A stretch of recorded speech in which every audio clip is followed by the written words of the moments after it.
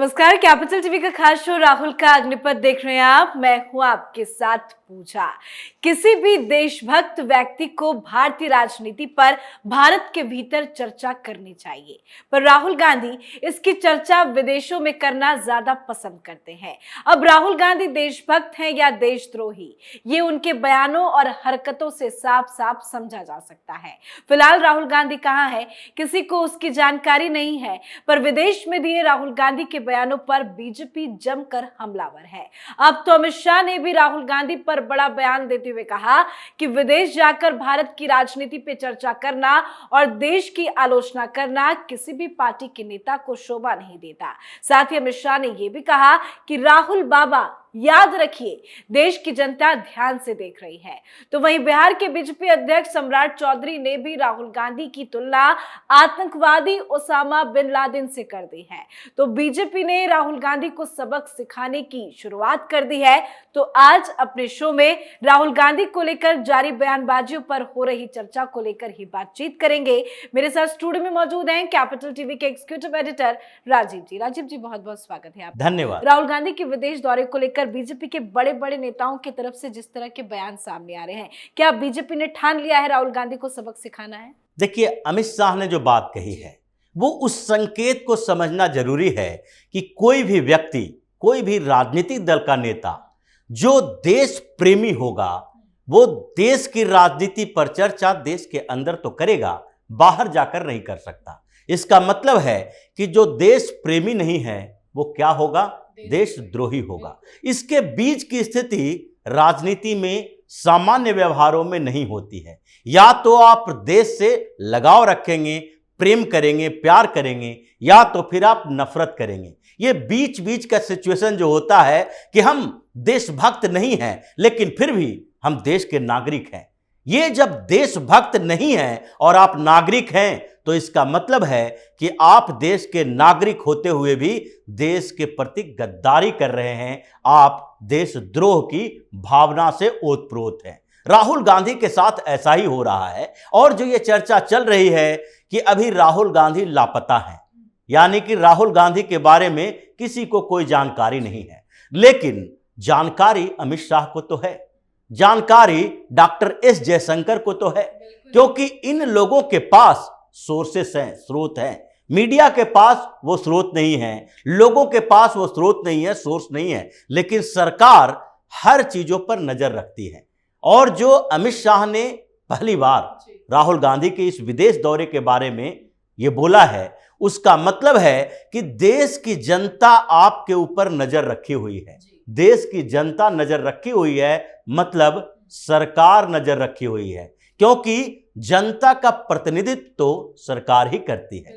जनता अपने आप में सिर्फ चुनाव के समय ही अपने अधिकारों का उपयोग करती है, उसके बाद पूरी जिम्मेदारी उस सरकार को दे देती है जिसको उन्होंने चुना है। यानी अमित शाह ये कहना चाह रहे हैं कि आप जो ब्रिटेन गए, यूएस गए और अभी आप कहां पर हैं उसकी जानकारी हमें है। सरकार के पास सारे सबूत हैं कि आप किन लोगों से मुलाकात कर रहे हैं, जिन लोगों से आप मुलाकात कर रहे हैं उसका भारत के प्रति नजरिया कैसा है, जिन लोगों के साथ आप बैठ के कर रहे हैं वो भारत के बारे में पहले क्या क्या कर चुका है। इसलिए आप ये मत समझो कि कुछ समय के लिए गायब हो जाओगे, आप वहां पर जाकर क्या क्या कुकर्म करोगे, इसकी जानकारी सरकार के पास नहीं है। लेकिन हर सवाल का जवाब देना माकूल समय के अनुसार ही होता है। हर सवाल के जवाब हर समय नहीं दिया जा सकता। इसलिए राहुल गांधी के जो ये एक्टिविटी है, राहुल गांधी जो कर रहे हैं उसका जवाब भी समय पर दिया जाएगा। और वो समय दो स्थितियों में आ सकती है। एक समय तो वो है कि जो राहुल गांधी के खिलाफ इतने मुकदमे चल रहे हैं। पहला मुकदमा भ्रष्टाचार का है जो नेशनल हेराल्ड के मामले में फंसे हैं।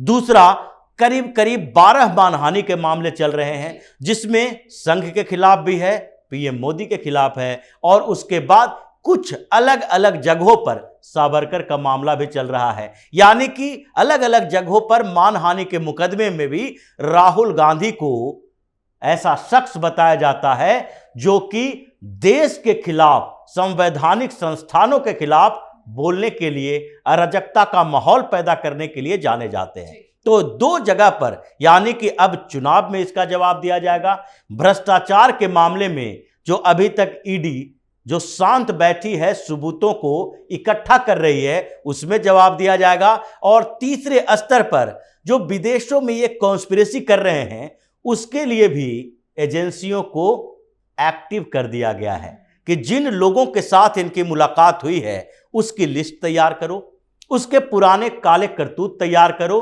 और राहुल गांधी और कांग्रेस जो काले कमाई के तरह, यानी कि फंडिंग बाहर से ला रहा है, क्योंकि अभी अगर 2014 के बाद देखें तो कांग्रेस के जो इलेक्शन फंडिंग है वो कम होते जा रहे हैं। हर स्टेट में इलेक्शन बॉन्ड जो खरीद बेचे जाते हैं उसमें कांग्रेस सबसे नीचे पायदान पर आती है, वहां की रीजनल पार्टियों से भी नीचे। बिहार में तो ऐसी स्थिति हुई कि जनता दल यूनाइटेड, राजद के खाते में पैसे हैं, कांग्रेस के अकाउंट ही खाली पड़ा है, उसका जो ऑफिस का खर्च है वो भी दिल्ली से पूरा किया जाता है।